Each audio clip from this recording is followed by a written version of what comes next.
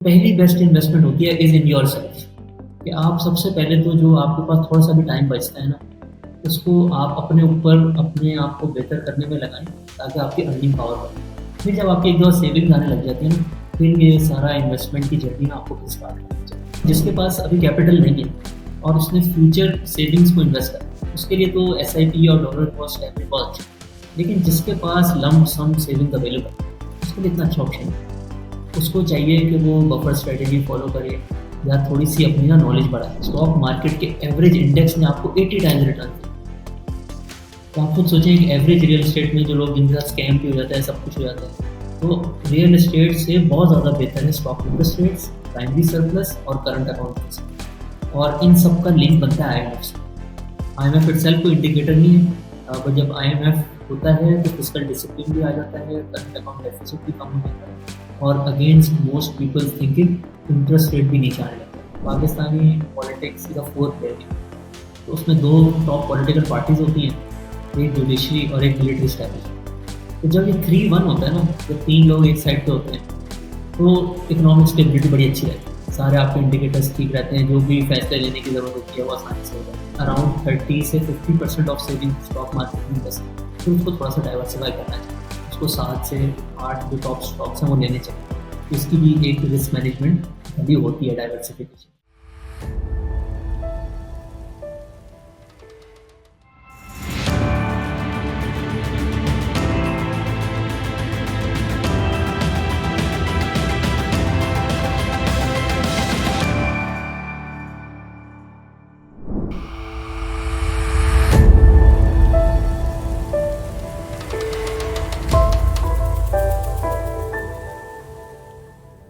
रहमान भाई, बहुत बहुत शुक्रिया, आपने टाइम दिया।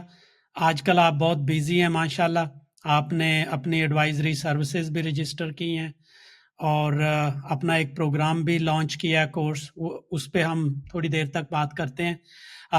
Let's start with your introduction, because last time हमने पॉडकास्ट भी की थी और ट्विटर स्पेसेस भी हमने 2 दफ़ा किया था, तो we didn't speak about your personal introduction. And I think this is the best time that you can take us through your profile. Thank you so much Khizar भाई, आपने इनवाइट किया। मैं थोड़ा सा अपना बैकग्राउंड बता देता हूँ। एजुकेशन पॉइंट ऑफ व्यू से graduation I completed in 2015 university of Warwick से, बीएससी इकोनॉमिक्स की थी। उसके बाद मास्टर्स का सोच रहे थे, but the course was very similar, तो आई थॉट कि एक एक्स्ट्रा साल पढ़ के इतना एडिशनल फ़ायदा नहीं होगा, तो आपको जो है ज़्यादा प्रैक्टिकल एक्सपीरियंस की तरफ जाना चाहिए। शुरू के कुछ साल फैमिली बिजनेस जो कि स्टील और कंस्ट्रक्शन से रिलेटेड था उसमें स्पेंड किए, बट जो पैशन था वो इन्वेस्टिंग का ही था। 2017-18 ऑनवर्ड्स जो है बहुत ज़्यादा इन्वेस्टिंग्स की बुक्स पढ़नी शुरू कर दी थी। बर्कशायर हैथवे की एजीएम्स एक दिन मुझे मिल गई यूट्यूब पे, पूरी 4-4 5-5 घंटे की। तो 1994 से लेके तो मैं उनको देखना शुरू कर दिया। जब भी कहीं दूर ड्राइव करके जा रहा होता था तो उनको लगा लेता था। सो उस एक साल में जो है उससे बहुत ज़्यादा लर्निंग हुई। उससे आपकी पूरी एक तरह से एक इन्वेस्टिंग फ़िलॉसफ़ी ऑलरेडी माइंड में बन गई। जब भी आप फ्रेश होते हैं किसी जगह पे जाके अपना वर्क स्टार्ट करते हैं, तो it's very easy to get influenced. और जो शॉर्ट टर्म ट्रेडिंग और ये सारी चीज़ें जो कि ज़्यादातर लोगों से इन्फ्लुएंस हो जाते हैं, आई थिंक बिकॉज़ मैंने वो 25 इयर्स की एजीएम सुनी हुई थी, तो एक ऑलरेडी एक इन्वेस्टिंग फ्रेमवर्क माइंड में बन गया था। और फिर पर्सनल लेवल पे 2019 में इन्वेस्टिंग स्टार्ट की और जो सारी एप्लीकेशंस सीखी थी फ्रॉम वॉरेन बफे हिमसेल्फ, तो वो फिर आहिस्ता-आहिस्ता उसको पाकिस्तान की रियलिटी के हिसाब से जो टेलर करना है, दैट प्रोसेस टूक 3 टू 4 इयर्स। उसमें 300 प्लस कंपनीज़ की रिपोर्ट्स भी पढ़ी, 200 प्लस ब्रोकरेज हाउस की रिपोर्ट्स भी पढ़ी। इसके अलावा multiple hundreds of corporate briefing sessions भी अटेंड किए और आहिस्ता-आहिस्ता हर इंडस्ट्री के जो असल डायनामिक्स हैं, उनकी अर्निंग पावर क्या है, उसकी रियलिटीज़ क्या हैं, वो एक पूरी पज़ल जो कंप्लीट की। और आज से 6 महीने पहले तकरीबन जो है हम लोगों ने एडवाइज़री स्टार्ट किया और अल्लाह का बहुत शुक्र है, बहुत अच्छा स्टार्ट हमें मिला है। लोगों ने बहुत अच्छे तरीके से वेलकम किया है और हमने अभी अपना इन्वेस्टिंग मास्टर क्लास भी लॉन्च किया है, ताकि जो पाकिस्तान के रिटेल इन्वेस्टर्स हैं, क्योंकि आपने खुद देखा होगा 90% लोगों की स्टोरी यही होती है कि मैंने इन्वेस्ट किया और मेरा लॉस हो गया। बट जब आप डेटा देखें 25 साल का, तो इससे तो बेहतर कोई इन्वेस्टमेंट की जगह है ही नहीं। तो इन लोगों का लॉस क्यों हो रहा है? क्योंकि उनको सही तरीके से गाइड नहीं किया जा रहा है। तो इस वजह से हमने ये इनिशिएटिव लिया है इन्वेस्टिंग मास्टर क्लास का, ताकि जो भी लोग स्टॉक मार्केट में इन्वेस्ट कर रहे हैं, this is the number one wealth creation vehicle in Pakistan. मैं आपको नंबर्स में भी एक्सप्लेन करूँगा, बट अगर लोगों का एक्सपीरियंस बुरा है तो इसकी वजह से उनको गाइडेंस सही नहीं मिली।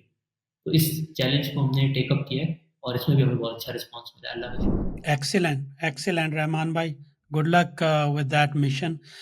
मैं आपकी वेबसाइट देख रहा था तो आपने मेंशन किया हुआ है कि माशाल्लाह आप 1 बिलियन रुपीस से ऊपर तक के पोर्टफोलियो मैनेज कर रहे हैं। सो ये कैसा आपका एक्सपीरियंस था? खुद मैनेज करते हैं जो भी बाय सेल होता है अपने जो आपके क्लाइंट्स हैं, या कि बस उनको एडवाइस करते हैं और वो खुद एग्जीक्यूट करते हैं? नहीं, हमारा एडवाइजरी लाइसेंस है, तो इसमें जो भी हमारे साथ इन्वेस्ट करते हैं, हम उनके फंड्स की कस्टडी लेते हैं। हम उनको सिर्फ एडवाइस करते हैं। और बहुत सारे लोग इसको ना एक ड्रॉबैक समझते हैं कि वो आपको तो इतना समझाना पड़ेगा, फिर उसको कन्विंस भी करना पड़ेगा, फिर एग्जीक्यूट करने में भी एक और पुश देनी पड़ेगी, फिर जाके कोई एक्शन लेता है। बट मैं कभी ऐसा फील नहीं किया। हम बहुत कम मीटिंग्स करते हैं, बट इतने अच्छे तरीके से उनको एक्सप्लेन करते हैं। शायद लोगों ने ये यूट्यूब वीडियोज़ में भी थोड़ा-सा एक्सपीरियंस किया हो कि हम एक ओवरऑल जब एनालिसिस फ़ील करते हैं, तो फिर कोई क्यों नहीं एक्शन लेगा? कोई भी अपनी वेल्थ को कम तो नहीं करना चाहेगा ना। अगर उसको कोई अच्छी अपॉर्च्युनिटी, जिसको सही तरीके से रिसर्च किया हो, अगर आप उसको एक्सप्लेन करेंगे तो ज़रूर एक्शन लेगा। तो हमारे लाइसेंस में भी इट इज़ नॉट अलाउड कि हम एग्जीक्यूशन करें, बाइंग सेलिंग करें। हम सिर्फ एडवाइस कर सकते हैं। और ये अच्छा भी है एक तरह से। जब आप कोई चीज़ नई स्टार्ट कर रहे होते हो, तो आपके जो क्लाइंट्स होते हैं, अगर उनके फंड्स उनकी कस्टडी में रहें, तो एक बहुत बड़ा एक जो फर्स्ट उनको एक स्टेप लेना होता है, उसमें आसानी हो जाती है। और फिर जब हम उनको आहिस्ता-आहिस्ता अच्छे तरीके से एक्सप्लेन करते हैं, उनका कॉन्फिडेंस बढ़ता रहता है। तो मैंने तो कभी भी ये फ़ील नहीं किया कि दिस इज़ अ ड्रॉबैक, और जो है कि एक नए एंट्रेंट इस इंडस्ट्री में आ रहा है, तो उसके लिए ये अच्छा नहीं है। उसको एक तरह से लेवल प्लेइंग फ़ील्ड नहीं मिल रही। मैं तो इसको एज़ अ रिस्पॉन्सिबिलिटी और एज़ अ चैलेंज, और कि अगर आप इसको अच्छे तरीके से एग्ज़ीक्यूट कर लें, तो फिर फ्यूचर में आपके लिए और ज़्यादा अच्छा होगा। मैं थोड़ी देर तक आता हूँ, जो एक डिबेट चल रही थी ट्विटर पे पिछले 2-3 दिन से, उस पे हम आते हैं, लेकिन let's go to our main question जो आज का टॉपिक भी है। पाकिस्तान में जब से हम पैदा हुए हैं, हम हमेशा देखते हैं महंगाई बढ़ती ही रहती है और जो रुपए की वैल्यू है वो कम होती रहती है, और फिर भी जो पाकिस्तानी हैं वो इन्वेस्ट नहीं करते स्टॉक मार्केट में।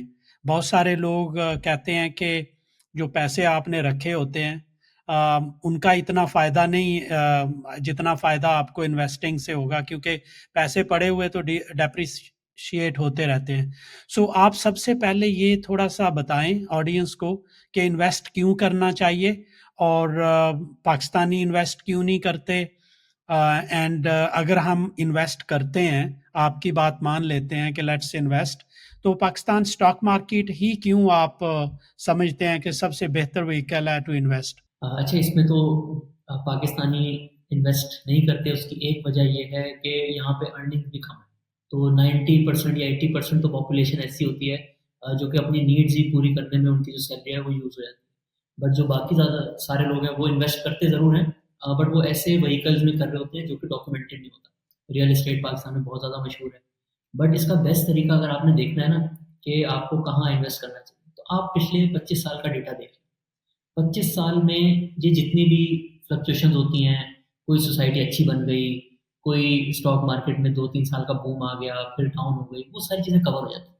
अगर लेट्स से स्टॉक मार्केट आज 80,000 पे, अगर ये आज 40,000 पे भी होती ना, जो कि डिफ़ॉल्ट के टाइम पे चल रही थी, तो जो पर ईयर रिटर्न है स्टॉक मार्केट का ओवर 25 ईयर्स, उसमें सिर्फ 3% पर ईयर का फ़र्क है।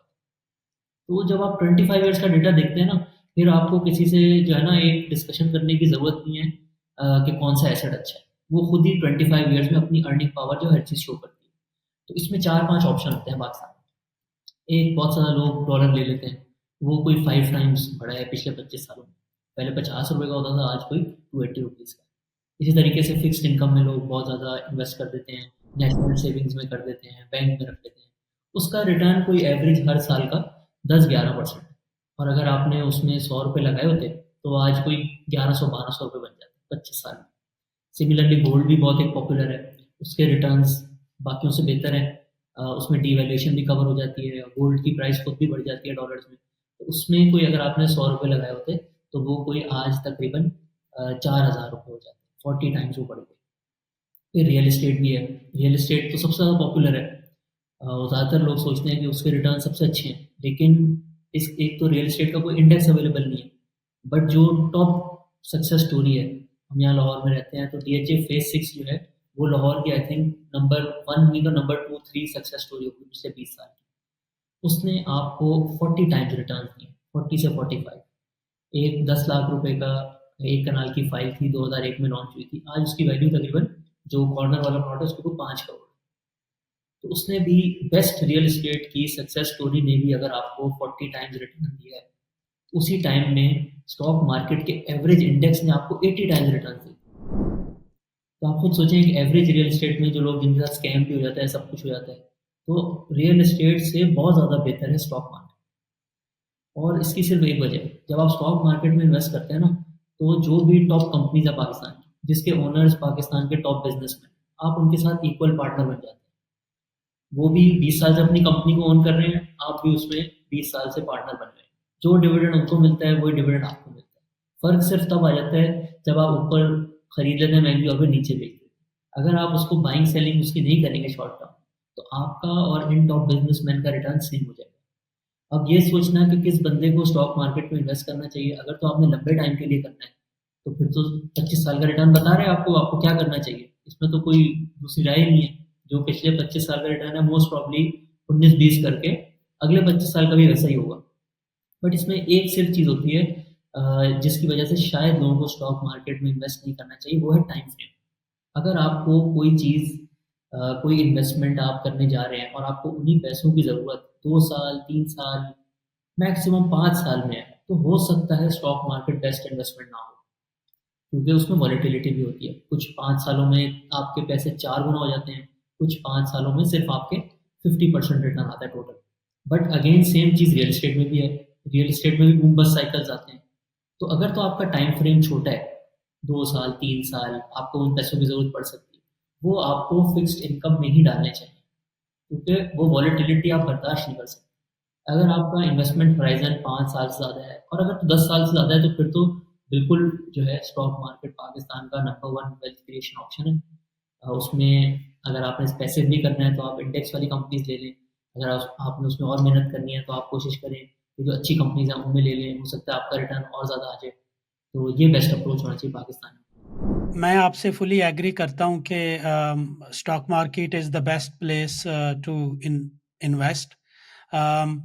इसमें एक थोड़ा-सा मैं देखता हूँ सोशल मीडिया पे बहुत सारे जो एक्सपर्ट्स हैं वो सेविंग्स की बहुत ज़्यादा बात करते हैं। बट सम टाइम जब पाकिस्तान के हालात देख के मुझे अच्छा नहीं लगता कि आप सेविंग्स की बहुत ज़्यादा बात करें, क्योंकि बहुत सारी जो हमारी मेजॉरिटी है उन उनका तो जो एक्सपेंसेस ही अफोर्ड करना या पूरे करना मुश्किल होता है। सो मैं कहूँगा कि इन्वेस्ट करना चाहिए if you have a money, if you can afford, if you can spare some money, आपको अपने फ्यूचर में इन्वेस्ट करना चाहिए, फ्यूचर प्रोटेक्ट करना चाहिए।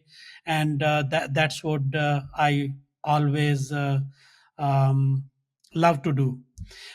दूसरा आपने अभी बात की थी मास्टर्स की, तो मैं एचआर हूँ, I have been in Dubai for 20 years.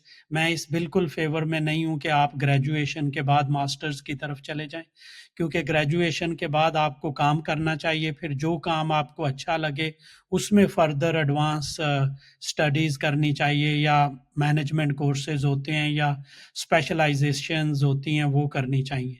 चले, मेरा नेक्स्ट क्वेश्चन है अबाउट एसआईपी, जो कि एक सिस्टमैटिक इन्वेस्टमेंट प्लान भी कहते हैं, बहुत सारे लोग डॉलर कास्ट एवरेज भी कहते हैं इसको।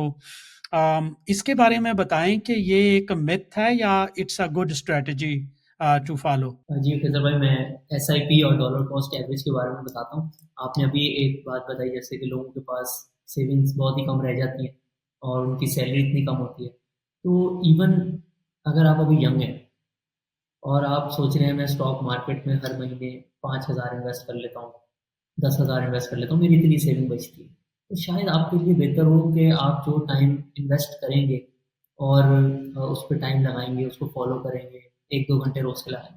उससे बेहतर है सबसे पहले ना आप अपनी अर्निंग पावर बढ़ाएँ। उसमें आप अपनी प्रोफ़ेशनल स्किल्स, कम्युनिकेशन स्किल्स, वही टाइम अगर आप उस पे लगा लें ना, तो शायद आप जो 10,000 सेव कर रहे हैं, वो आप अपनी सैलरी बढ़ा के 50,000 तक लेके जा सकते हैं। तो पहली बेस्ट इन्वेस्टमेंट होती है इज़ इन योरसेल्फ कि आप सबसे पहले तो जो आपके पास थोड़ा-सा भी टाइम बचता है ना, उसको आप अपने ऊपर अपने आप को बेहतर करने में लगाएँ, ताकि आपकी अर्निंग पावर बढ़े। फिर जब आपकी एक दो सेविंग्स आने लग जाती है ना, फिर ये सारा इन्वेस्टमेंट की जर्नी ना आपको फिर स्टार्ट करनी चाहिए। फिर अब हम आ जाते हैं एसआईपी और डॉलर कॉस्ट एवरेज पे। ये है कि लेट्स से मेरे पास जो पैसे आ रहे हैं, वो मैं बिकॉज़ ऑफ वॉलेटिलिटी इसका सिर्फ़ एक यूज़ केस है कि चीज़ें ऊपर-नीचे होती रहती हैं, तो अगर मैं तोड़-तोड़ के लूँगा, तो मुझे एक एवरेज मिल जाएगी। ये उस बंदे के लिए तो बहुत अच्छी है, जो कि अभी यंग है, सेविंग्स स्टार्ट कर रहा है, हर महीने 20,000, 25,000, 1 लाख जो भी उसकी अमाउंट है, उसके पास अभी जितना कैपिटल है, वो आहिस्ता-आहिस्ता आएगा, जो वो सेव करेगा। उस बंदे के लिए तो और कोई ऑप्शन ही नहीं है। उसके पास यही है जैसे-जैसे कैपिटल आता रहे, वो उसको इन्वेस्ट करता है। लेकिन मैंने देखा है पाकिस्तान में ज़्यादातर लोग जो स्टॉक मार्केट में होते हैं, उनके पास ऑलरेडी कैपिटल अवेलेबल होता है। वो उनको विरासत में मिला हो या उनके पास सेविंग्स जमा हो गई होती है, बट वो सिर्फ़ इस डर से कि मैंने अगर अभी ले लिया ना, तो स्टॉक मार्केट में गिर जाना है। तो वो कहते हैं चलो मैं आहिस्ता-आहिस्ता हर साल 10 साल में लेता हूँ। तो अगर आप इसको डेटा से शो करें, अगर उसने हर जो उसके पास टोटल इन्वेस्टमेंट वो 10 साल में तोड़-तोड़ के लगाई होती, तो उसका कोई बहुत अच्छा रिज़ल्ट नहीं है। पाकिस्तान में रिटर्न्स इतने ज़्यादा हैं इन्फ्लेशन की वजह से और दूसरी वजह से, कि बेहतर है आप उसको एक साथ इन्वेस्ट करें। अब उसमें हमने एक बफर स्ट्रैटेजी भी बनाई हुई है कि जब आप एक साथ इन्वेस्ट करते हैं, तो नीचे जाने के भी चांसेस होते हैं स्टॉक मार्केट के, तो आपने उन सारी चीज़ों को बैलेंस कैसे करना है। तो उसकी यूट्यूब वीडियो आप ज़रूर देखें। तो इसमें मैं कहता हूँ जिसके पास अभी कैपिटल नहीं है और उसने फ्यूचर सेविंग्स को इन्वेस्ट करना है, उसके लिए तो एसआईपी और डॉलर कॉस्ट एवरेज बहुत अच्छा है। लेकिन जिसके पास लंप सम सेविंग्स अवेलेबल है, उसके लिए इतना अच्छा ऑप्शन है। उसको चाहिए कि वो बफर स्ट्रैटेजी फॉलो करे या थोड़ी सी अपनी ना नॉलेज बढ़ाए। बहुत सारे लोग करते हैं कि मैं लेता हूँ, 3 महीने टेस्ट करूँगा, फिर अगर अच्छा रिज़ल्ट आया तो मैं और इन्वेस्ट कर दूँगा। 3 महीने का रिटर्न इज़ नथिंग। इवन 1 साल, 2 साल का भी जो रिटर्न है ना, उससे आप ये नहीं कह सकते कि उससे अगले 1-2 साल में वही रिटर्न है। तो ये इन्वेस्टिंग जो बहुत लंबी जर्नी है, इसमें जो सबसे अच्छी चीज़ आप कर सकते हैं ना कि आप नॉलेज गैदर करें। नॉलेज गैदर करें, अपनी कन्विक्शन लेवल को बढ़ाएँ ताकि आप एक higher percentage of your savings जो है ना इसमें डाल सकें। क्योंकि रिटर्न्स तो इसी में हैं। मैं यूएस मार्केट में भी इन्वेस्ट करता हूँ और वहाँ पे तो टोटली मार्केट्स जो हैं डाटा ड्रिवन है। हर महीने कोई ना कोई जो उनका इकोनॉमिक डेटा आता है, मैक्रो इंडिकेटर्स के जो नंबर्स आते हैं, उस पे मार्केट्स बहुत रिस्पॉन्ड करती हैं पॉजिटिवली, नेगेटिवली। पाकिस्तान में कौन से ऐसे मैक्रो इंडिकेटर्स हैं जो कि इन्वेस्टर्स को फॉलो करने चाहिए? नहीं, पाकिस्तानियों में तो आजकल बहुत वो है कि हमने यूएस स्टॉक मार्केट में इन्वेस्ट करना है। लेकिन उनको ना ये जान के बड़ी खुशी होगी कि पिछले अगर 25 ईयर्स देखें ना, तो पाकिस्तान का डॉलराइज रिटर्न 11% पर है, 11 और 12 के बीच। इतना शायद एस&पी का भी नहीं। तो जिस टाइम पे डिवैल्यूएशन होती है, उस टाइम पे लगता है कि बहुत ज़्यादा नुकसान हो गया। बट एक लंबे होराइज़न पे पाकिस्तान के अगेन वही इसमें सेम लॉजिक है। जब टॉप बिज़नेसमैन के साथ आप पार्टनर बन गए, तो आपका डॉलराइज़ रिटर्न भी अच्छा हो जाता है। तो इसको भी बहुत सारे लोगों को पता होना चाहिए कि पाकिस्तान में डॉलराइज़ रिटर्न भी अच्छा है।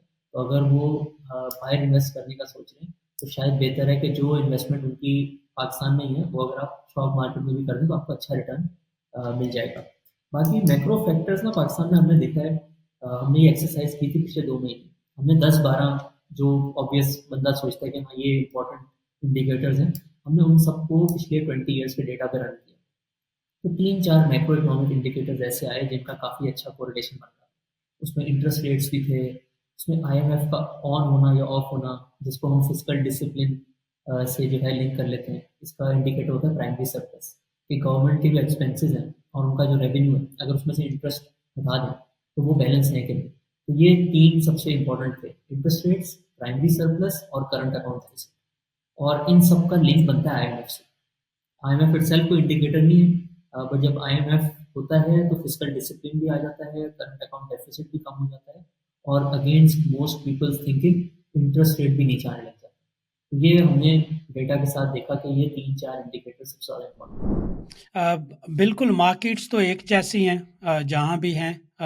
मेरा ख्याल है पाकिस्तानी जो मार्केट है उसमें थोड़ा सा लिक्विडिटी के मसले होते हैं। यूएस मार्केट्स में लिक्विडिटी काफ़ी होती है, लेकिन उसके प्रोज एंड कॉन्स भी होते हैं इस तरह की चीज़ों के। अच्छा, आप एक्सप्लेन करें कि जो पाकिस्तान में पॉलिटिकल अनसर्टेनिटी रहती है, ज़्यादातर तो रहती है, ये किस तरह स्टॉक मार्केट को अफेक्ट करती है? अच्छा, बहुत ज़्यादा लोग इसको सोचते हैं कि सिर्फ पॉलिटिकल अनसर्टेनिटी की वजह से स्टॉक मार्केट जो है वो डिक्लाइन पे चली जाती है, बट इसकी पीछे लॉजिक होती है। जब पॉलिटिकल अनसर्टेनिटी होती है ना, जो गवर्नमेंट सिटिंग गवर्नमेंट होती है स्पेशली, अगर उसको पता चल जाए ना कि हमारा टाइम खत्म होने वाला है और सारे जो है हमारे अगेंस्ट हो गए हैं, तो वो फिस्कल डिसिप्लिन को छोड़ देते हैं। वो इम्पोर्ट्स भी खोल देते हैं, वो सब्सिडीज भी देने लग जाते हैं, जिसकी वजह से जो दो इम्पोर्टेंट मैक्रो इंडिकेटर्स थे जो अभी बताए थे, वो जो है आउट ऑफ लाइन है। आपका पूरा जो इकोनॉमी की आउटलुक है ना वो खराब हो जाती है। एक तरह से आप डिफॉल्ट की तरफ जाने लग जाते हैं। तो इनडायरेक्ट इम्पैक्ट इसका होता है। इट सेल्फ पॉलिटिकल स्टेबिलिटी का शायद उतना रोल नहीं हो, बट जब वो मैक्रो इंडिकेटर्स के साथ मिलती है ना, तो इसका बहुत एक नेगेटिव इम्पैक्ट हो जाता है। अब हम लोग किस तरह से देखते हैं पॉलिटिकल स्टेबिलिटी को, उसमें ना एक I borrowed it from someone, एक पाकिस्तान के इकोनॉमिक एक्सपर्ट हैं, वो कहते हैं Pakistani politics is a four player game. तो उसमें दो टॉप पॉलिटिकल पार्टीज होती हैं, एक जुडिशरी और एक मिलिट्री स्टैब्लिशमेंट। तो जब ये 3-1 होता है ना, जब तीन लोग एक साइड पे होते हैं, तो इकोनॉमिक स्टेबिलिटी बड़ी अच्छी रहती है, सारे आपके इंडिकेटर्स ठीक रहते हैं, जो भी फैसले लेने की ज़रूरत होती है वो आसानी से हो जाती है। जब ये थोड़ी टसल हो जाती है, 2-2 हो जाता है, स्पेशली सिटिंग गवर्नमेंट अगर अगेंस्ट हो जाए मिलिट्री स्टैब्लिशमेंट की, तो फिर अगेन वही मैक्रो इकोनॉमिक इंस्टेबिलिटी की वजह से काफ़ी चीज़ें खराब हो जाती हैं। तो हम लोग इसको इस तरह से देखते हैं, जब तक हमें लग रहा हो कि स्टेबिलिटी है, 3-1 की गेम चल रही है, तो काफ़ी एक वो मिलता है, बल्कि ये एक तरीका भी है ये बूम बस्ट साइकिल टाइम करने का। अगर आपको कोई ऐसी अपॉर्चुनिटी मिले कि मार्केट बहुत डिप्रेस्ड है, और आपको ऐसा लग रहा हो कि अब फ्यूचर में ये गेम जो है 3-1 की तरफ हो जाएगी या हो गई है, तो आप बड़े कन्विक्शन के साथ जो है ना इन्वेस्ट कर सकते हैं कि फ्यूचर में सारे जो इंडिकेटर्स हैं वो आपके फेवर में जाएंगे। आजकल बीवाईडी की बड़ी बात हो रही है पाकिस्तान में, बड़े उसके जो एक वीडियो क्लिप्स हैं ओपनिंग के, इनागुरेशन के, वो सर्कुलेट भी हो रहे हैं। तो पहले साजगार ने धूम मचाई हुई थी। अभी बहुत सारे लोग सोच रहे हैं कि शायद जो बीवाईडी है, this will be a tough competition for Sazgar. आपका क्या ख्याल है? देखिए, इसके दो एंगल हैं। एक है कि BYD एक टफ कंपटीशन होगा साजगार के लिए कि नहीं। दूसरा है कि हक्को का शेयर जो है वो साजगार बन सकता है। तो हमने एक साजगार पे वीडियो भी बनाई हुई है। देखिए, पाकिस्तान में अगर आप एक गाड़ी की ब्रांड लॉन्च कर देना, उसका प्लांट बहुत ज़्यादा महंगा नहीं आता और लोग एडवांस में आपको पैसे देते हैं। तो अगर आपने एक अच्छी गाड़ी लॉन्च कर दी और आपने 500,000 गाड़ियाँ बेचने लग गए महीने की, तो आप ऑटोमेटिकली एक 50 बिलियन की कंपनी बन जाते हैं। मतलब सिर्फ अच्छी एग्जीक्यूशन करने से जो है आप इस मुकाम तक पहुंच सकते हैं, और साजगार ने ये कर लिया। उसके पीछे बहुत सारी चीज़ें हैं, वो उनकी जो पीछे से चाइनीज सप्लाई है that is cheaper than Japanese, तो उनकी गाड़ियों के फीचर्स अच्छे हैं, प्राइस अच्छी है। बट एंड रिजल्ट ये होता है कि अगर आप अच्छी गाड़ी आपकी बिकने लग जाए, तो एकदम से आपकी इकोनॉमिक्स जो है बहुत अच्छी हो जाए। अब हबको जिस वजह से साजगार कभी भी नहीं बन सकता ना, वो ये है कि Hubco is already 150 billion plus company. जो पाकिस्तान की नंबर 1 ऑटो कंपनी है इंडस मोटर्स, उसका market cap is less than 150 billion. ठीक है, तो लेट्स से BYD पाकिस्तान की नंबर 1 भी बन जाती है, सबसे ज़्यादा गाड़ियाँ BYD बेचती है और 200 बिलियन की एक वैल्यू जनरेट कर लेती है अपनी कंपनी। आज जो है नंबर 1 कंपनी की 150 बिलियन है। तो अगर BYD नंबर 1 बन जाती है, वो लोग एक ऐसी कंपनी क्रिएट कर ली उन्होंने जिसकी वैल्यू 200 बिलियन। तो उससे तो सिर्फ हबको का शेयर डबल होगा ना, क्योंकि ऑलरेडी वो 150 बिलियन पे खड़ा होगा। तो BYD बिल्कुल साजगार को अच्छा कंपटीशन देगी। ये थोड़ी गाड़ियाँ रिवील होंगी और उसकी एग्जैक्ट प्राइस सामने आएगी, तो फिर आप ज़रा बेहतर बता सकते हैं कि पाकिस्तानी कंज्यूमर्स वो बाय करेंगे कि नहीं। प्रोडक्ट तो बहुत क्वालिटी का है, दुनिया में टेस्ला को इसने जो है tough run for its money दिया हुआ है। तो नो डाउट कंपटीशन तो होगा, बट उसका ये मतलब नहीं है कि आपको का शेयर 10 टाइम्स हो जाए। अगर 10 टाइम्स हो गया तो वो तो 2 ट्रिलियन की कंपनी बन जाएगी। रहमान भाई, मेरा next question about bonus shares. आजकल जो मारी ने जो बोनस शेयर दिए थे, उसकी काफ़ी धूम मची हुई थी और मुख्तलिफ तरह के उसके रिव्यूज़ आ रहे थे, बहुत सारे जो हमारे फेलो एक्सपर्ट्स हैं उन्होंने कैलकुलेशंस बताई थी कि किस तरह उससे 10-15% तो टैक्सेस में चला जाएगा जो मिनॉरिटी शेयर होल्डर्स हैं। तो आपके ख्याल में ये जो बोनस शेयर्स होते हैं इनमें कोई वैल्यू होती है रिटेल इन्वेस्टर्स के लिए? बिल्कुल होती है और मैं एक्सप्लेन भी करता हूँ कैसे। देखिए जब टैक्स नहीं भी होता था ना, जब भी अगर आप बोनस शेयर देंगे तो उसका कोई वैल्यू क्रिएशन नहीं होती थी। एक कंपनी का अगर एक शेयर होता था और वो बोनस दे दे तो उसके 2 शेयर हो जाते और उसका जितनी भी वैल्यू थी वो 2 शेयर्स में स्प्लिट हो जाती। ऐसे है जैसे एक कंपनी का पहले एक पार्टनर होता था, तो वो 2 में जब डिस्ट्रीब्यूट हो जाते हैं तो उसकी वैल्यू भी हाफ हो जाती है। बट इसको इसका साइकोलॉजिकल इम्पैक्ट है। लोग जो हैं बोनस शेयर को पॉजिटिवली लेते हैं, इवन तो इसके पीछे कोई रैशनल नहीं। बट एक चीज़ जिसकी साइकोलॉजी बनी होती है, उसका इम्पैक्ट होता है। और अब जब टैक्स लग गया है तो एक उस इन्वेस्टर के लिए जिसने सेल नहीं करना, जो कि सिर्फ ये देखता है कि मेरी कंपनी की जो असल रियल वैल्यू है उस पर कोई इम्पैक्ट आएगा नहीं, उसके लिए तो है नेगेटिव। लेकिन स्टॉक मार्केट इसको बहुत ज़्यादा पॉजिटिव देती है। और जब भी कोई कंपनी बोनस शेयर देती है ना तो एक वैल्यू रियलाइजेशन इवेंट है। आप जब ये सोच रहे होते हैं ना कि इससे 10% लॉस हो जाएगा माइनॉरिटी शेयर होल्डर्स का, तो आप ये नहीं सोच रहे होते कि ज़रूरी नहीं है कि जो कंपनी जिस वैल्यू पे ट्रेड करी थी वो उसकी ठीक फेयर वैल्यू। हो सकता है उसकी असल वैल्यू 100 रुपये हो और वो 50 रुपये पे ट्रेड कर रही थी। तो 100 रुपये में तो थोड़ा सा आपका लॉस हो जाएगा, लेकिन वो जो आपको ट्रिगर मिला जिसकी वजह से वो सबके अटेंशन में आ गया, तो वो हो सकता है अपनी असल वैल्यू के करीब चला जाए। तो जब भी कोई बहुत बड़े बोनस आते हैं वो एक वैल्यू रियलाइजेशन इवेंट बन जाता है और उससे माइनॉरिटी शेयर होल्डर्स का एंड में फ़ायदा होता है क्योंकि उससे ना प्राइस बढ़ती है। लोग उसको साइकोलॉजिकली पॉजिटिव लेते हैं। रहमान भाई, आप काफ़ी लोगों से इंटरैक्ट भी करते रहते हैं सोशल मीडिया पे, जो इन्वेस्टर्स हैं। माशाल्लाह आपकी फॉलोइंग भी बहुत ज़्यादा है। आप किस तरह देखते हैं जो हमारे रिटेल इन्वेस्टर्स हैं, ये किस तरह की जो कॉमन गलतियां हैं वो करते हैं, एंड किस तरह वो अवॉइड कर सकते हैं these common mistakes? I think retail investors सबसे पहले ना एक चीज़, किसी शेयर में जब इन्वेस्ट करते हैं ना तो वो उसको इस तरीके से देखते हैं कि ये 100 रुपये का था, 110 का हो गया, तो अब मैंने इसको बेचा। थोड़ी सी ना रिसर्च कम करते हैं दिस फिलोसफी के एक जो स्टॉक है उसके पीछे एक पूरा बिजनेस है, उसकी एक वैल्यू है, उस कॉन्सेप्ट को इतना ग्रास्प नहीं कर पाते और होता भी मुश्किल है। और ये सिर्फ पाकिस्तान में नहीं है, पूरी दुनिया में होता है। इतनी ज़्यादा कंपनीज हों तो आपके लिए थोड़ा मुश्किल हो जाता है एक कंपनी को रिसर्च करना। इसके लिए मैं सबको कहता हूँ कि आप वहाँ से शुरू करें जिस इंडस्ट्री में आप काम करते हैं। जब आप पावर सेक्टर में काम कर रहे हैं, आपको आपको 90% नॉलेज ऑलरेडी होगी। आपने बस उसको थोड़ा-सा फ्रेमवर्क में लेकर आना है, उसके थोड़े से नंबर्स देखने हैं और आपको पता चल जाएगा इसकी असल वैल्यू क्या है। ज़्यादातर लोग करते इसी तरीके से हैं कि इसको ना उस तरीके से देखते हैं ट्रेडिंग पेपर, तो बस खरीदा और जैसी प्राइस बढ़ी तो बेच दिया। तो उस चक्कर में फिर जब लॉस में हो जाता है फिर लॉस को होल्ड भी करते हैं। तो और एक बहुत बड़ी गलत स्ट्रैटेजी कि अगर कोई चीज़ लॉस में तो उसको तो बेचना ही नहीं है, बल्कि लोग डबल डाउन करने लगता है। आपको हमेशा फॉलो करना चाहिए कि आज आप जहाँ खड़े हैं उसके हिसाब से फ्यूचर की बेस्ट इन्वेस्टमेंट कौन सी है। जो चीज़ हो गई पहले वो हो गई, उससे आप सीख सकते हैं, उससे अपने आप को इम्प्रूव कर सकते हैं। बट डिसीजन पास्ट के हिसाब से नहीं होता।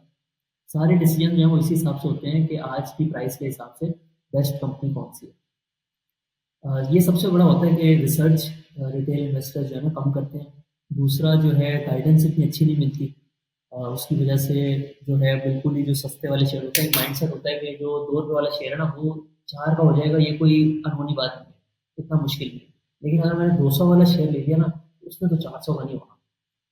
तो ये एक बहुत बड़ी उनको लगता है कि सस्ता शेयर जो है ना जल्दी से हमारे पैसे डबल करके दे सकता है। हालाँकि ये जो इन्वेस्टिंग है ना ये मैराथन है। इसमें आपको स्लोली स्लोली बिज़नेस की वैल्यू बढ़ रही है, वो प्रॉफ़िट कमा रहा है, आपने उसके साथ ग्रो करना है। तो ये जो शॉर्ट टर्म माइंडसेट से ज़्यादा लोग आते हैं ना, वो जो है अच्छा परफ़ॉर्म नहीं करते इसमें। अगेन देखिए ना, अब आपने 10 लोगों से बात करें तो 8 कहते हैं हमारा स्टॉक मार्केट में लॉस हो गया। लेकिन 25 साल का डेटा आपको कहता है कि आपके तो पैसे 80 गुना हो जाते हैं। तो कुछ गलत आप बीच में कर रहे हैं। आप वो लॉन्ग टर्म जो जर्नी है उसका पार्ट नहीं बन रहे। और आई थिंक इसमें हमारी जो पूरी गाइडेंस देते हैं हमारे जैसे इन्वेस्टमेंट एडवाइज़र, उनकी भी गलती है। उनको भी जो है लोगों को बेहतर गाइड करने की ज़रूरत है। जब कोई आपके पास आता है तो आपने उसकी जो भी शॉर्टकमिंग्स हैं उसको पूरा करके उसको अच्छा गाइड करना है। तो आई थिंक दोनों तरफ रिस्पॉन्सिबिलिटी है। रिटेल इन्वेस्टर्स को भी खुद थोड़ी बेहतर रिसर्च करनी चाहिए। At at the end of the day आपकी सेविंग्स हैं, आपको ही नुकसान होगा या फ़ायदा होगा, तो थोड़ी-सी रिस्पॉन्सिबिलिटी आपको खुद भी करनी चाहिए और एडवाइज़र्स का भी इसमें रोल है, उनको भी अच्छा गाइड करना चाहिए। जो आपने मास्टर क्लास स्टार्ट किया फॉर इन्वेस्टिंग, इसमें आप क्या टीच कर रहे हैं? जो आपने लर्न किया, गलतियाँ की, उनकी बेसिस पे किस तरह आपने ये कोर्स को डिज़ाइन कैसे किया है? जो स्टूडेंट्स हैं, अगर मैं जॉइन करता हूँ, तो what will I get out of it? क्या आप ऑफ़र कर रहे हैं? बहुत सारी गरमा-गरम बहस भी हो रही थी ट्विटर पे, बहुत सारे लोग जो हैं वो शायद सपोर्ट नहीं करते ये आइडिया कि चार्ज किया जाए प्रीमियम, बट ये तो दुनिया में चलता है। आपने देखी हैं फ्री वाली यूनिवर्सिटीज़ भी हैं, वेरी एक्सपेंसिव यूनिवर्सिटीज़ भी हैं, हर तरह का। ऑफ कोर्स मुझे तो इसमें कोई प्रॉब्लम नहीं है, क्योंकि जो एक्सपर्ट है, जिसने टाइम स्पेंड किया है, पढ़ा है, अगर वो किसी को कुछ ऑफ़र करता है अपनी स्किल, तो ये मेरी मर्ज़ी है कि अगर मुझे लेनी है ले लूँगा, नहीं लेनी तो ना लूँगा। सो एक्सप्लेन अस रहमान भाई के क्या ऑफ़र कर रहे हैं? What is unique about your product? जी, हम लोगों ने इन्वेस्टिंग मास्टर क्लास लॉन्च किया है पिछले 3 दिन पहले और अल्लाह का शुक्र बहुत अच्छा रिस्पॉन्स भी आया है। और बिल्कुल कोई ऐसी बात नहीं है, जब लोग इसको क्रिटिसाइज़ करते हैं या क्वेश्चन करते हैं, तो it is there right. But main मैं इसको थोड़ा-सा एक्सप्लेन कर देता हूँ। ज़्यादातर लोग कहते हैं कि प्राइस काफ़ी ज़्यादा है। अभी हमने इसकी तकरीबन 75,000 प्राइस रखी है। तो मैं अगर इसको थोड़ा-सा ब्रेक डाउन करूँ ना, तो इसमें 10,000 रुपीज़ तो सीधा-सीधा गवर्नमेंट के टैक्सेस होते हैं। ठीक है? फिर जब आपने ये प्रोडक्ट बनाना होता है, पिछले 6 महीने लगे हमें ये प्रोडक्ट बनाने। अगर हम उसकी सिर्फ कॉस्ट ही देखें ना, जो लोगों ने इसमें मेहनत की है और उसमें अपने आप को इंक्लूड कर भी लिया, वो भी 15 से 20 हज़ार रुपए जो है वो कॉस्ट की है। इसके साथ इसमें हमने ये भी फैसिलिटी दी है कि हम एक कम्युनिटी बनाएंगे, जिसको बाद में हमें मॉनिटर भी करना होगा। हम ये तो नहीं कर सकते ना, कम्युनिटी बना के तो छोड़ दिया और उसको फिश मार्केट, जो बंदा आ रहा है हर तरह के अपनी पब्लिसिटी कर रहे हैं, गलत गलत लोगों को स्टॉक्स बता रहे हैं, उसकी भी एक कॉस्ट है। फिर हमने एक और फीचर दिया है कि हर 3 से 6 महीने बाद हम एक कॉल भी रखा करेंगे या फिजिकल इवेंट रखेंगे, जिसमें सारे अलुमनाई आ सकते हैं। तो ये हमेशा के लिए चलेगा, उसकी भी एक कॉस्ट है। तो आप मुझसे ये तो कह सकते हैं कि आप 75 की जगह 50 चार्ज कर लेते, 45 चार्ज कर लेते, लेकिन अगेन अगर हम वो भी कर लेते, तो क्या ये आर्गुमेंट खत्म हो जाता? जब भी लोग कहते हैं कि ये भी बहुत ज़्यादा है। तो इसका बेस्ट तरीका हमने ये सोचा कि हम जो लोग ये पे कर सकते हैं, और ये कोई बहुत हाई अमाउंट नहीं है। अगर किसी ने 30-40 लाख भी इन्वेस्ट किए हैं, 20 लाख भी इन्वेस्ट किए, आप सोचें जब वो खुद उसमें अपना टाइम स्पेंड करेगा, गलतियाँ करेगा, उसकी क्या कॉस्ट हो सकती है? क्या बेहतर नहीं है कि वो एक चीज़ फास्ट ट्रैक तरीके से सीख ले, ताकि वो सारे लॉसेस से बच जाए? तो हमने ये स्ट्रेटजी की कि हम इसको कम प्राइस करें, और जो इससे हमें प्रॉफिट आएगा, उसको हम री-इन्वेस्ट करें, और जो हम फ्री कंटेंट बनाते हैं, उसकी क्वालिटी उससे और ज़्यादा बेहतर होगी। जो फ्री कंटेंट अगर आप उसको बिल्कुल ही ऐसा बनाने लग जाएँ कि उसकी कोई क्वालिटी ना हो, तो फिर उसकी वो रीच नहीं आती। फिर लोग उससे फ़ायदा नहीं उठा पाते, इवन दो आप बात वही कर रहे हो, उसमें भी आपको इन्वेस्ट करना होता है। तो इस वजह से हमने सारी चीज़ें देख के एक ऐसी प्राइस पॉइंट किया कि जिससे हम लोग फ्री कंटेंट को भी बेहतर बना सकें। जो लोग इसको बाय कर रहे हैं, सबसे बड़ा चैलेंज देखें, जिसने भी इन्वेस्ट करना होगा वो अपने हिसाब से डिसीजन लेगा। लेकिन हमारी ये रिस्पॉन्सिबिलिटी है, जो भी ये फी पे करे, उसको उससे 10 टाइम्स ज़्यादा वैल्यू। और अब आप हमारे मास्टर क्लास के पेज पे जाएँगे, उसपे सारे फीचर्स लिखे हुए हैं, ए टू ज़ेड। आज हमने पॉलिटिक्स की बात की, मैक्रो इंडिकेटर्स की बात की, अभी तो हमने सेक्टर्स की बात ही नहीं की। हम लोग इस इन्वेस्टिंग मास्टर क्लास में 10 से 12 जो सेक्टर्स हैं स्टॉक एक्सचेंज, वो आपको सारे सिखा देंगे। और लोगों ने शायद देखा हो यूट्यूब वीडियोज़ में, जब हम किसी कंपनी के बारे में आपसे नॉलेज शेयर करते हैं, तो वो ऐसी नहीं होती कि बस 10 साल के नंबर निकाले और उसपे रेशियोज़ लगा दें। हम आपको उस लेवल पे लेके जाएँगे कि आप उसका बिज़नेस जो है, जैसे ओनर्स अंडरस्टैंड करते हैं, वैसे करें। तो हमने इसमें एक 10 स्टेप प्रोसेस बनाया है हर इंडस्ट्री के लिए, कि इस इंडस्ट्री के लिए पहला स्टेप है ये आपने ये चीज़ें देखनी है, फिर ये देखना है। उसमें पहले 3 स्टेप्स में आप पूरी कंपनी रिसर्च करते हैं।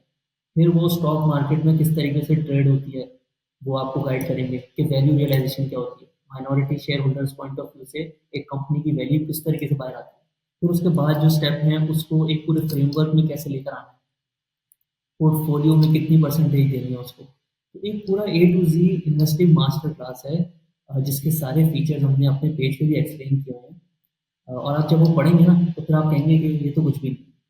आप खुद सोचिए, कोई ऐसा लेट्स से इस तरह की भी एग्जांपल लेते हैं। अभी तो हमने सिर्फ पोर्टफोलियो पॉइंट ऑफ व्यू से सोचा ना, कोई ऐसा जो ब्रोकरेज इंडस्ट्री में या इक्विटी रिसर्च में अपनी जो है करियर स्टार्ट करता है, 1 महीने में अपनी 1 मंथ की सैलरी में अगर वो 2 साल, 2.5 साल की नॉलेज गैदर कर सकता है, तो क्या उसके लिए ये बुरी इन्वेस्टमेंट है?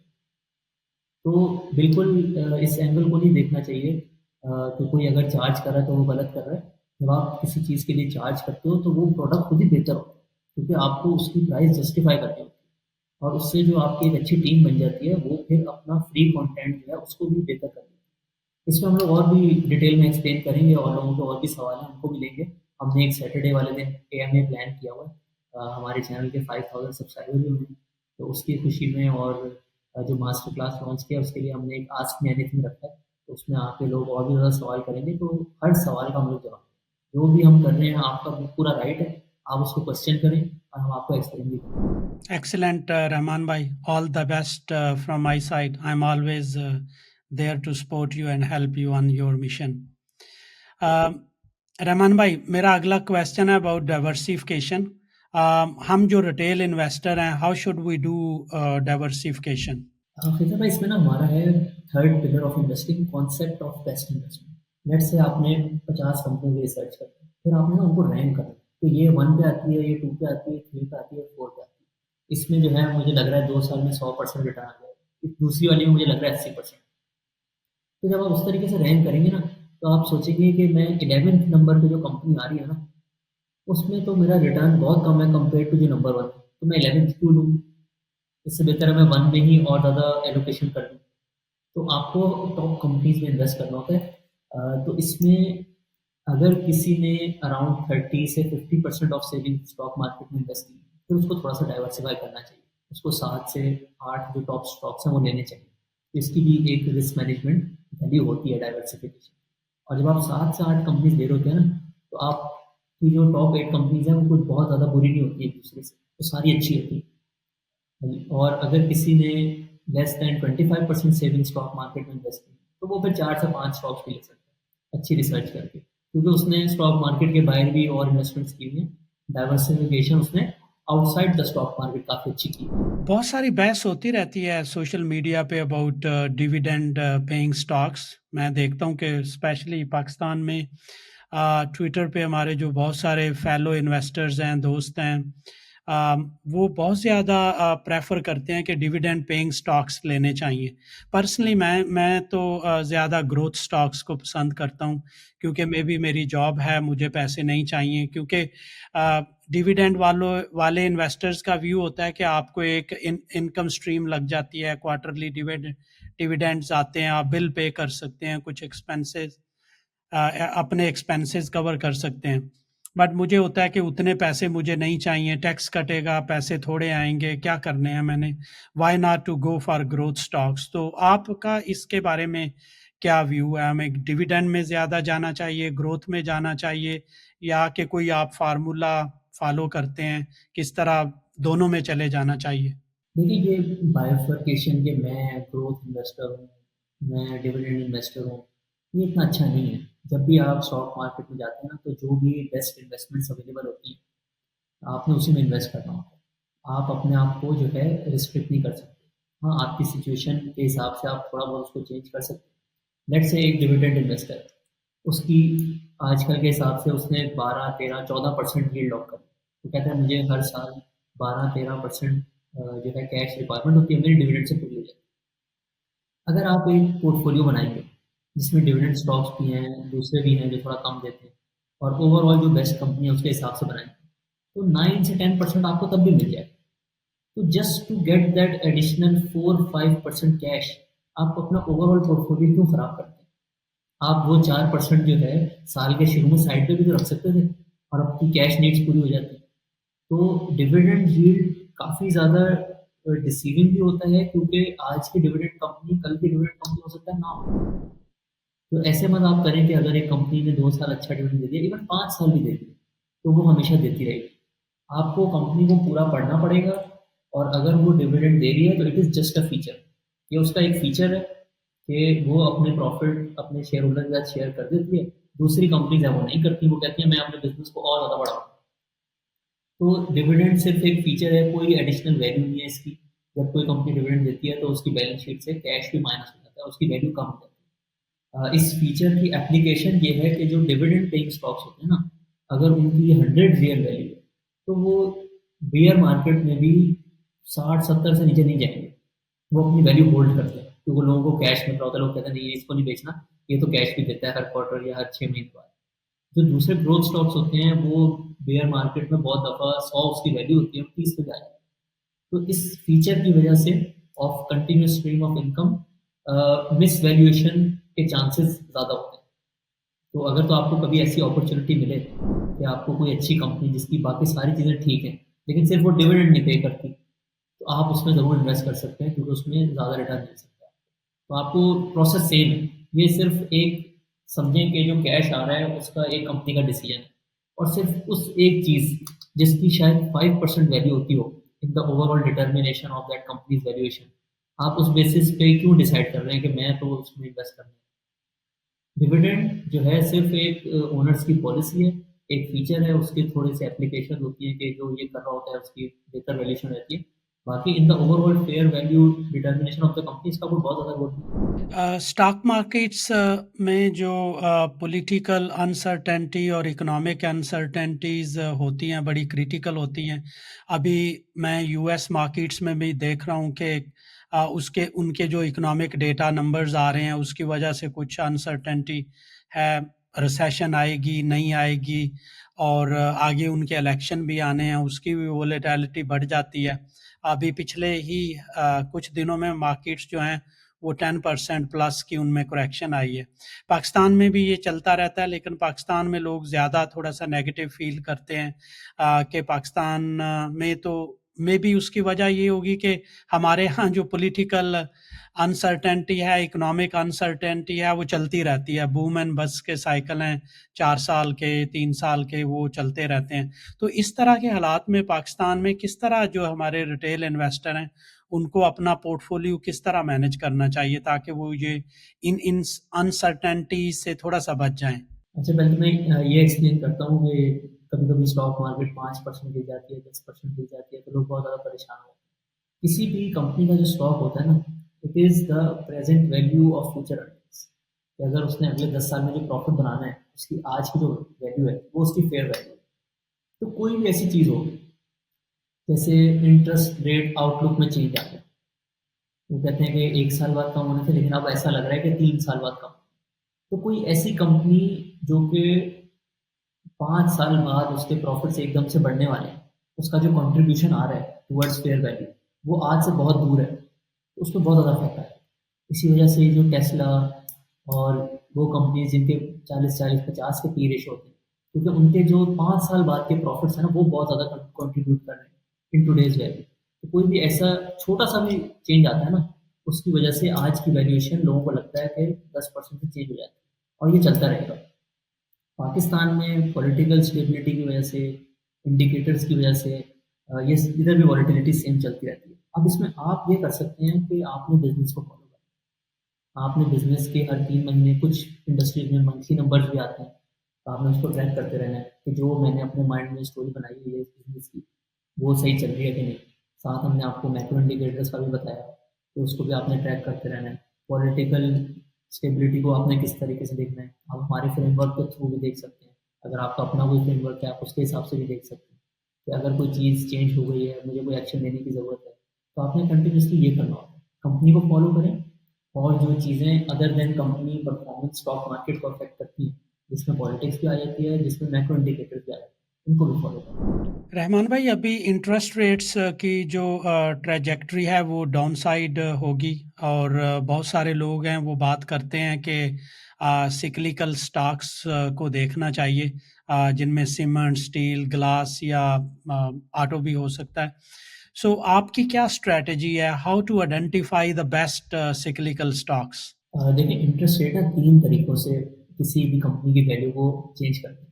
एक होता है कि वो बिज़नेस ही सिक्लिकल है, कि जब इंटरेस्ट रेट कम होता है ना, सेल बढ़ जाती है, सेल बहुत ज़्यादा बढ़ जाती है। वैसे तो हर बिज़नेस की थोड़ी बहुत बढ़ जाती है जब ग्रोथ हो रही होती है, लेकिन कुछ ऐसे होते हैं जैसे गाड़ियाँ, जैसे ये व्हाइट गुड्स, इस तरह की चीज़ों की सेल डबल हो जाती है इंटरेस्ट रेट हाफ आंसर। तो एक है कि बिजनेस में इंटरेस्ट रेट का डायरेक्ट इफेक्ट है, ये फर्स्ट फैक्टर होता है। सेकंड वेरी ऑब्वियस के फाइनेंस कॉस्ट जो है ना उसका इम्पैक्ट आता है कि इंटरेस्ट रेट कम होंगे तो जिसने डेट ली होगी उसके प्रॉफिट बढ़ जाएंगे। और थर्ड होता है जो अभी हमने कहा कि एक स्टॉक की फेयर वैल्यू जो होती है ना, that is the present value of future earnings. तो जब इंटरेस्ट रेट ज़्यादा होते हैं, इवन दो आज फ्यूचर के प्रॉफिट सेम होते हैं बट उनकी आज की वैल्यू कम हो जाती है। तो जो थर्ड वाला है ना, ये सबसे पावरफुल।